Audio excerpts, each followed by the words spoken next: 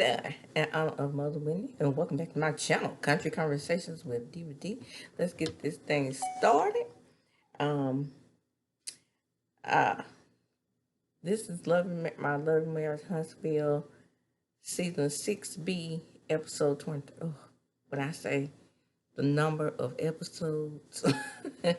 Anyway, Holt in the name of the title. I have the title in the thumbnail description.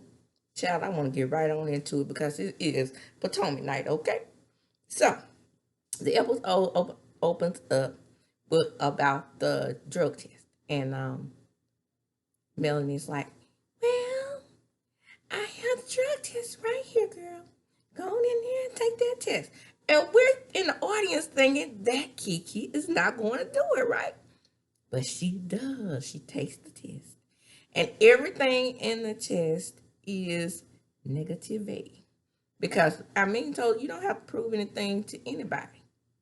So she comes out and Melanie's like, you hold your own test, girl. I'm not holding that PP test. And so Kiki grabs the test and, she gives it to her and she's like, it reads negative for everything that they test for. Now, what I found out, and this is what I assumed as well, is that I have my retainers in, so it may sound like I have a list, but hey, y'all listen to list of content creators all the time, and you love it. So, listen to me and love it too. So,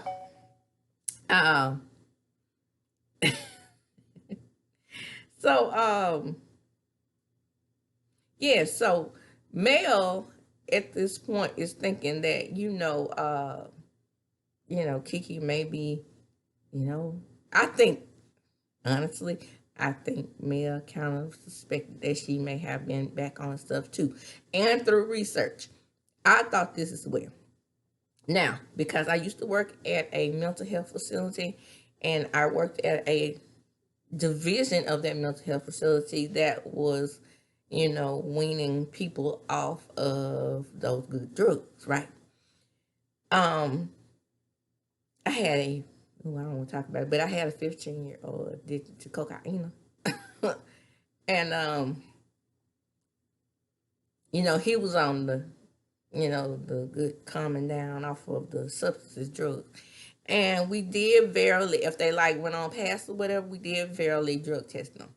So I found out with more modern drug tests that you can just buy at the store, they don't normally test for, even though methadone is a substance that's listed on there. Because like I said, I immediately thought the reason why she wasn't going to take it either was because of the methadone.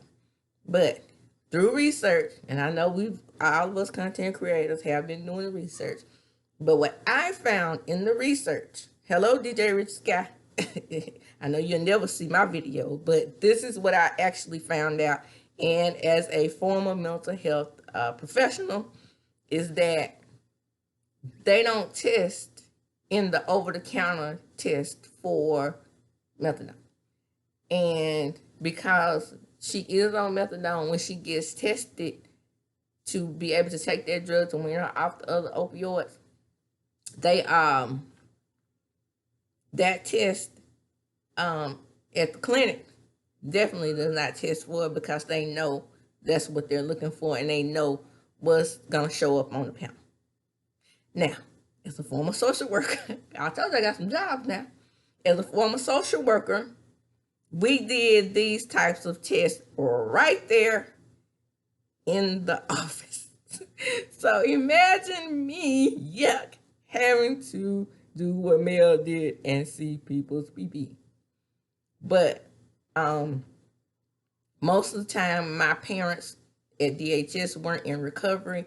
I do recall, like I said, that methadone does show up on tests, but like I said, the over-the-counter tests, like we used to use at DHS, don't really test for that. And most of my parents that were in recovery back then, like in the early 2000s, it was very, very rare that they were using the methadone to wean them off of drugs. They were giving them other drugs to win them all, but I don't recall what they were. About to be 49. Shout out to the November Scorpios. You too, Mel. That's right. So, Mel asked them why they're moving. And so, she comes up clean. Yay, because I told you she would. Okay? I never thought that she was back on the stuff, as they keep saying in the show. But anyway, Mel asked them why they're moving. They said, well, we want to get closer to a school district where our boy can play football because think he has pro potential and his name is singing throughout the city, throughout the state even. So, I'm very familiar with stuff like that because, hey, shout out to the Wildcats. We are undefeated. And like I said in many other videos, one of the best teams that ever crossed the state of Mississippi and for a division. Okay. Hello. 1, 2, 3, 4, 5, 6, 7, 8, 9, 10, 11 championships. So I can understand why she wants and they want to get their child in a district where they feel like they can be, him be better able to, get a scholarship or better able to go pro. Well, the Monkey Rich Company, Mel. Well, girl, I heard through Tiffany that y'all are moving for that reason, but it's an illegal move. And then she's like, Kiki's like, why is this girl so oppressed about me? Now, she acts like she don't care about me and don't want me in this group. But why is she worrying about what district my child lives in? Now, here's another thing that I know through living in a area where children are being redistricted every day because they are sending their children to these county schools here. It happens. You do actually have to have an address in those particular areas. So if they are moving, the move is not illegal. What I don't like about these moves is that, like, sometimes when they move out into these county schools, especially here in Mississippi, that takes funding from what we all are paying taxes for from the city schools. But that's just my personal opinion on that. Take it with a grain of salt. However, what they are doing is not illegal. It will only be illegal if they did not have an address to prove that they were that they weren't in that certain school district. So does Tiffany have expertise in this area? Was that something that her and Big Lou have been talking about? We don't know because Big Lou is always at work. Mel. Okay, so in the next scene we have Tisha and Marcel, and Tisha is packing for their family vacation. Well, Marcel is laying his legs and hips on the bed, saying that he hates family vacation. Hey, and it's proven. It is proven that he hates family vacation. How? Because why? Because he goes on them by himself. He don't like to be on the vacation with the children that barely know him. He likes to go to Africa by himself. And so she says she's ready to go. She says, she's going and she's ready to go because she's tired of dealing with Kiki. And he says, so am I, but now I'm feeling some compassion towards Kiki because of the conversation that Stormy and I had. And that takes her aback, because she doesn't know that he's going to say that in that moment. And that's a very, very real moment, because that took her way off guard, because she was on her square believing that they were on the same page. And Marcel often does this to Tisha, as he's going to do later on in this conversation. So she says, well, she never takes accountability for what she does. She's my cousin. I'm done with the whole thing, But here she is talking about my marriage again. And he says, do you take accountability? Do you always take accountability? Yeah, I know how to take accountability. And he says, you do? And she says, of course I do. And then he says, what about when Mel told you that you were gonna that the Black Expo event was disorganized? And she said, but that's because I felt like it was organized. And he said, well, that's you not taking accountability. And she says, Mel was giving you, and he says, Mel was giving you constructive criticism, and you know that had to have gotten under her crawl space because she don't want to hear anything positive about Mel. And then she concedes and says, well, maybe she was right in that instance, but I want to move on from the Black Expo. And the next scene goes into Miss Van and Mel. Boop, boop, boop. Hey, Mom. Miss Van is at the door. And she come on in, Mom. I know you had a hard trip. And the event planner is there. And she's like, well, what's going on? And she tells her that she's planning an event. And Mel says, in her confessional, she says, I never knew that I would be at this point where I would be separated from my marriage. And when I tell you I felt Mel in that moment, I've never been married before, but the feeling of her marriage literally deteriorating before her eyes was just too much for her. She said, when I took on that name as a person who was looking forward to being a team player in the marriage, a team player in the boardroom. We were literally the power couple that I had dreamed of us being. And so then it goes back to when they finally were going through litigation, and then Mel's on the computer, and he says, I won't have. I've given you this name, everything that it is, hold. There will be no hold, blah, blah, blah. And then she says, 10%. He says, hey. And she says, I'm dissolving it. Then it goes back to the same with her and her mom, and then she says, I got the paperwork today, but I haven't even opened it. And then she says, well, why didn't you open it? And she says, I just couldn't open it by myself. I wanted to open it when you got here. So she opens it up, and it shows that she is now Melody Cherie Rogers. And they both began to cry. And then she says, this is like a rebirth for me, Mom. And then she says she understands, and she says, but to put everything to rest, I'm going to have this party, my rebirth party. And when I look back at those flashbacks and I see what they were building together, and you have to be made of stone, because I cannot stand motel hotel, but you have to be made of stone if you don't see the love and compassion and the growth that was being developed in that marriage. And just to think about it, even as a viewer, it is heartbreaking, right?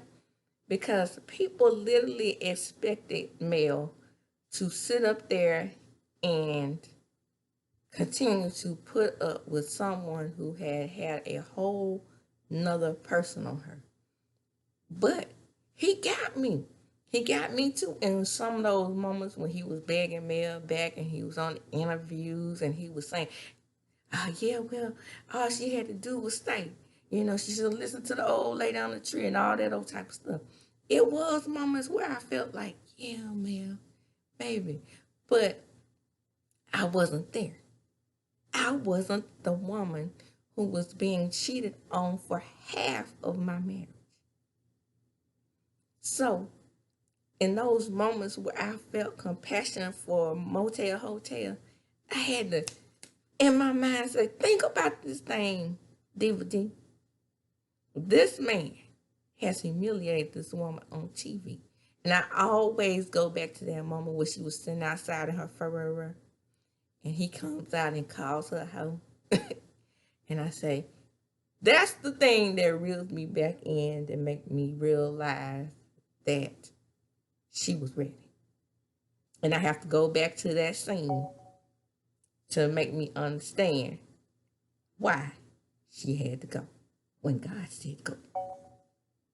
Okay, now, in the next scene, we have Stormy and Kiki. Stormy rolls up and her gold G-Wagon. You know, Stormy, come on back to Campbell County, because I'm pretty sure it ain't about one other gold G-Wagon down there in Campbell County. So come on back. We'll know who you are. Have a little parade or something for those of us who, want to see you down there in Preston. Come on back. I hadn't heard you coming back to Preston too often. So come on back so we can holler at each other, through the TV or through a parade or something, like I did with Brandon down there in Jackson. Anyway, Preston is that big, so girl, you will be exalted down there in Campbell County at a good parade. So anyway, back to the scene. Kiki is telling her about the move, because Stormy also asked why the move. She said, she explained her same thing, she lets her know that she was moving for a better opportunity for the son. And Stormy continues to talk. She said, well, after you left, there was a situation where, people were saying that you were still on that stuff. And then she's like, I'm not. And see, she's not, but nobody ever says that I took the test. And it seems like that this is out of order, because you would think that even in the next scene that Mel would tell, and then right here, she doesn't say that she has proof that she's clean. She just says she's clean. But, Stormy believes her anyway. And she says, well, Tiffany doesn't think you're clean either. And then she said, why is this lady riding me so hard? And she was like, well, I have a little something to tell about you too. What she says about you. Did you send her a product basket? And she was like, yeah, I sent her. Why? And she says, well, she said the products were no good and they were made out of harsh ingredients. And then Stormy maturely says, I'm not worried about that. Go on, girl. Don't worry about your Canvas Beauty products again. Send me some more of that growth serum, girl. Not free. But send it to me. I love it. And she says, in confession, she said, I'm not worried about it because I can stand on my name. And I just want to know, is Tiffany going to say it to my face? Well, Tiffany's messy, so she don't like to say things to people's face, but she got a good old comeback game in confessional, right? Because she didn't tell Kiki, and has never told Kiki that she thought that she was beneath the group. But she always running her mouth through the group, throwing salt on Kiki as if she's beneath the group, being and acting like members of the khaki color clique over there on Potomac. So the gym scene is next. And Mel gets there first. This is a setup scene, right? To come to us with the public. And she says, then Tisha pulls Tisha got the stank face, screw face on. Then, bringing up the rear, Kim pulls up in that Jeep. And Kimmy notices that the energy is a little bit off too. And then we introduced Miss Barbara. Miss Barbara gonna teach them how to get in shape and whatnot. And after all of that, let's get to the meat of things. They have a little workout. And, Kimmy lets her know that things are off. But, Kimmy also says in that scene that she's a little off too. Her energy is off. And, she asked the doctor, will she ever be able to get that back? And he says that this is about the best she's going to get. And I thought that was sad. Because we know in this moment that Tisha is not feeling what's going on in the scene. And Mel says, well, I talked to Kiki. And she says, oh, yeah? Well, Kiki is denying that, she's back on that good drugs. And then she says, do you think she's still using? Of course I do. Yes, she's still using because I've had family and friends coming to me and tell me that she's still using. And then she says, well, Mel says, well, I'm not sure about that. In that moment, you would think that Mel would have told her she gave her the drug test. So that's why I'm thinking this is out of sequence. And really, Kimmy is the one who brought up about the barbecue. Because she said, Tisha keeps letting them know that she's tired of talking about the barbecue. And then Mel says, well, I just don't think so. So, we're going to, keep, Tisha bearing her head and saying she knows that it's something deeper that's bothering Tisha in this moment. And she's not willing to discuss. Tisha, I'm not willing to discuss anymore. I'm out of here. I'm gone. And girl, she chunks up the deuces and get out of there. Because she knows that they really want to talk about what the real issue is. And then Mel in confession says, well, I know it's something deeper. Something deeper is going on. And then her and Kimmy discuss after Tisha leaves that, yeah, it's definitely something deeper going on here. But, Kimmy, you know what it is. You know exactly what it is. Because at this moment, from my understanding through the YouTube streams, I already fired your doggone makeup artist. So, the scene we all been waiting for. Mel's out there. Nell, not Mel. Nell. Nell's at her house, minding her own business, watering her good plants, reminding me of my Auntie Betty, who used to love her plants, baby. If she didn't do nothing else right, she could raise a plant. And I'm trying to follow in her footsteps, but not doing a great job because my thumb is brown. But anyway, beautiful landscape. And hotel pulls up. Here he comes with the Inez wine. He offers her the wine and he tells her, Flesh has been asking me for the wine, so I just brought him some over here. And Nell tells him, she say, okay, well, something's come up. Which I don't understand why she told him this, but I guess it's to make the scene. I think I'm going to go to Mel's name change ceremony. What? Why would you do that? Motel said. She, in confession, he goes, well, she gained all her businesses, all her fame, off the Holt name. Why would she want to change her name? That's our children's name. And I'm pretty sure that they good people. But why would she have a ceremony changing her name? And then back to the scene. Nell said, well, you and your chief is the reason why this marriage is ending. And then he says, you and Fletcher both. And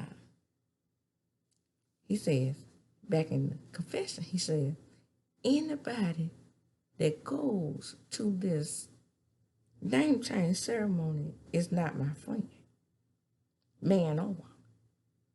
Ain't that something? Hotel is even possessive of his friends. So you gonna dump Fletch and nail Fletcher because they going to the name change ceremony?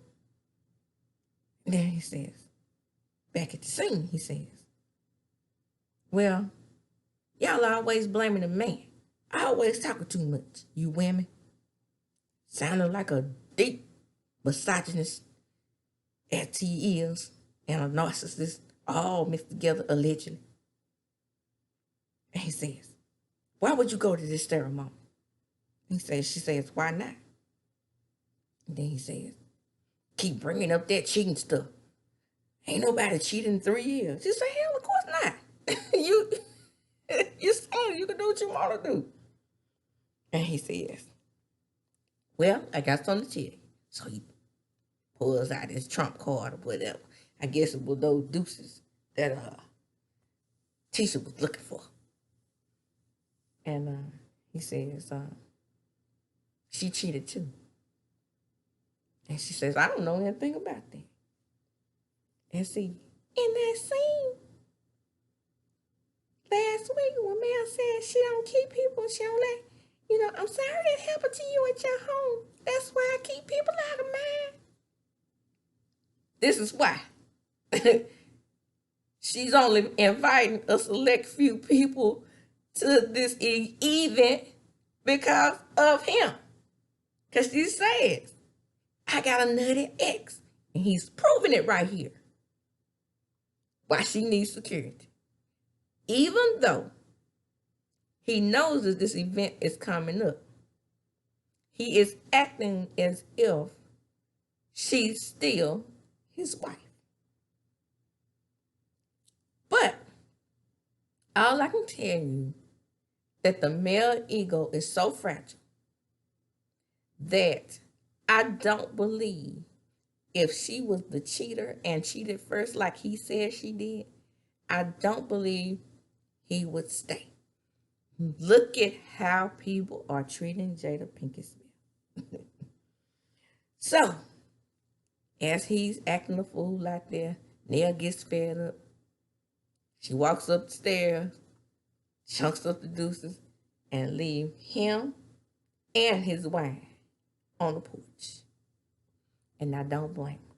And that, my friends, is the end of the episode. The episode was good to me. It was a good, solid episode. It wasn't, the dousing of the water. However, it was a good, solid episode. Out of 5 stars, I'd give it a good 3.5. Hey, that's not bad. Now, come on in, come back to see me. Get the likes up, subscribe. Something just flew in my eye. Get the likes up, subscribe. This is Country Conversations with Diva D. Shout out to Brittany Yvonne. Is it Brandy? Ooh, don't make me say her name wrong. Brandy Yvonne for giving me a shout out.